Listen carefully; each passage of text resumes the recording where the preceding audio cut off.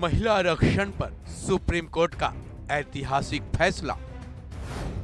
Supreme court bar association चुनाव में महिला आरक्षण लागू करने के निर्देश।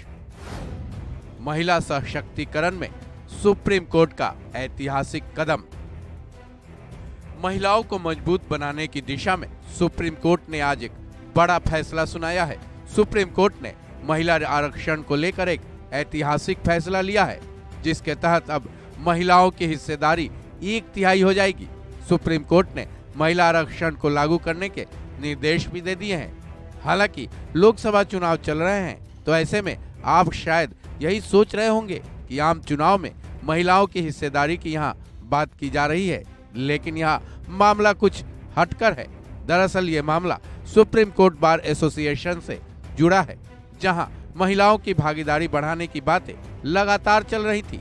साथ ही बीडी कौशिक का एक मामला सुप्रीम कोर्ट में लंबित था, जिसमें यह मांग की गई थी कि सुप्रीम कोर्ट बार एसोसिएशन के चुनाव में महिलाओं की भागीदारी 1/3 की जाए, यानी कि इस चुनाव में उन्हें 33% का रिजर्वेशन दिया जाए। सुप्रीम कोर्ट के 2 जजों की बेंच ने आज ऐतिहासिक फैसला सुनाया है। इस बेंच में जस्टिस सूर्यकांत और जस्टिस केवी विश्वनाथ शामिल हैं। सुप्रीम कोर्ट के इस 2 जजों की बेंच ने सुप्रीम कोर्ट बार एसोसिएशन में 1/3 महिला आरक्षण लागू करने के आदेश दे दिए हैं। साथ ही बीडी कौशिक के मामले में कोर्ट के पुराने फैसले के बारे में भी स्पष्ट निर्देश दे दिए हैं।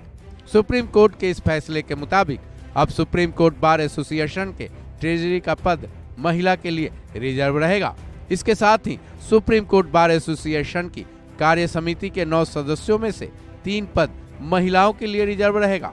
सुप्रीम कोर्ट के इस निर्देश का पालन इसी महीने की 16 तारीख को होगा, क्योंकि 16 मई को सुप्रीम कोर्ट बार एसोसिएशन का चुनाव है, जिसका रिजल्ट 18 मई को आएगा।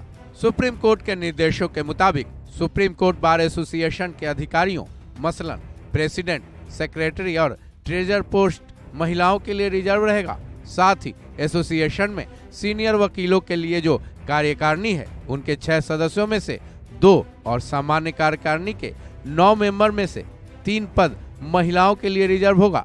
इतना ही नहीं, इस मामले में सुप्रीम कोर्ट ने यह भी निर्देश दिया है कि सुप्रीम कोर्ट बार एसोसिएशन इस मामले में अपना वेबसाइट पर या फिर किसी दूसरे माध्यम के जरिए सदस्यों से 19 जुलाई तक सुझाव भी मंगाए। वकीलों से मिलने वाले सुझावों को बार एसोसिएशन प्रिंटेड या फिर डिजिटल फॉर्मेट में सुप्रीम कोर्ट को सौंपे, ताकि अगर जरूरत पड़ी तो सुप्रीम कोर्ट इन्हीं सुझावों के आधार पर इस मामले में बदलाव का सिलसिला जारी रखेगा, साथ ही सुधार भी करता रहेगा। ऐसे में ये जरूर कहा जा सकता है कि सुप्रीम कोर्ट बार एसोसिएशन में सुप्रीम कोर्ट ने महिलाओं को 33% रिजर्वेशन देकर एक ऐतिहासिक कदम उठाया है, जिसका असर न केवल 16 मई को होने वाले चुनाव पर, बल्कि सुप्रीम कोर्ट में महिलाओं की भागीदारी पर भी व्यापक असर पड़ेगा। इस खबर में बस इतना ही। बाकी अपडेट्स के लिए जुड़े रहें वन इंडिया हिंदी के साथ।